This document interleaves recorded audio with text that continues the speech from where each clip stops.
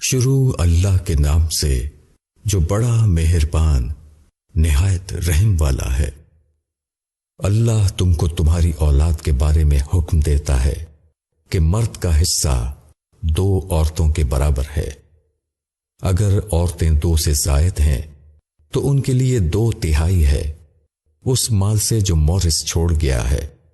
اور اگر وہ اکیلی ہے تو اس کے لیے آدھا ہے، اور میت کے ماں باپ کو دونوں میں سے ہر ایک کے لیے 6واں حصہ ہے اس مال کا جو وہ چھوڑ گیا ہے، بشرطیہ کہ مورث کی اولاد ہو، اور اگر مورث کی اولاد نہ ہو اور اس کے ماں باپ اس کے وارث ہوں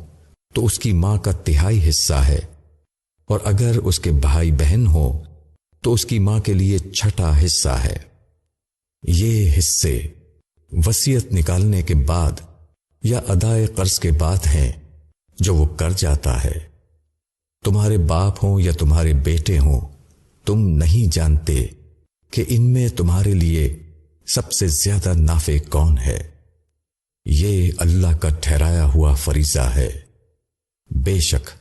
اللہ علم والا حکمت والا ہے۔ اور تمہارے لیے اس مال کا آدھا حصہ ہے جو تمہاری بیویاں چھوڑیں، بشرطیہ کہ ان کی اولاد نہ ہو، اور اگر ان کی اولاد ہو تو تمہارے لیے بیویوں کے ترکے کا 1/4 حصہ ہے وصیت نکالنے کے بعد، جس کی وہ وصیت کر جائیں یا ادائے قرض کے بعد، اور ان بیویوں کے لیے 1/4 حصہ ہے تمہارے ترکے کا اگر تمہاری اولاد نہیں ہے، اور اگر تمہاری اولاد ہے تو ان کے لیے 8واں حصہ ہے تمہارے ترکے کا بعد وصیت نکالنے کے، جس کی تم وصیت کر جاؤ یا ادائے قرض کے بعد۔ اور اگر کوئی مورث مرد یا عورت ایسا ہو جس کے نہ اصول ہوں اور نہ فرو،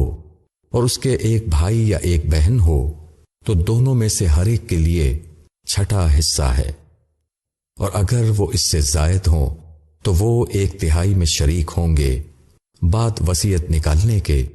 جس کی وصیت کی گئی ہو یا ادائے قرض کے بعد بغیر کسی کو نقصان پہنچائے۔ یہ حکم اللہ کی طرف سے ہے، اور اللہ علیم اور حلیم ہے۔ یہ اللہ کی ٹھہرائی ہوئی حدیں ہیں، اور جو شخص اللہ اور اس کے رسول کی اطاعت کرے گا، اللہ اس کو ایسے باغوں میں داخل کرے گا جن کے نیچے نہریں بہتی ہوں گی، ان میں وہ ہمیشہ رہیں گے، اور یہی بڑی کامیابی ہے۔ اور جو شخص اللہ اور اس کے رسول کی نافرمانی کرے گا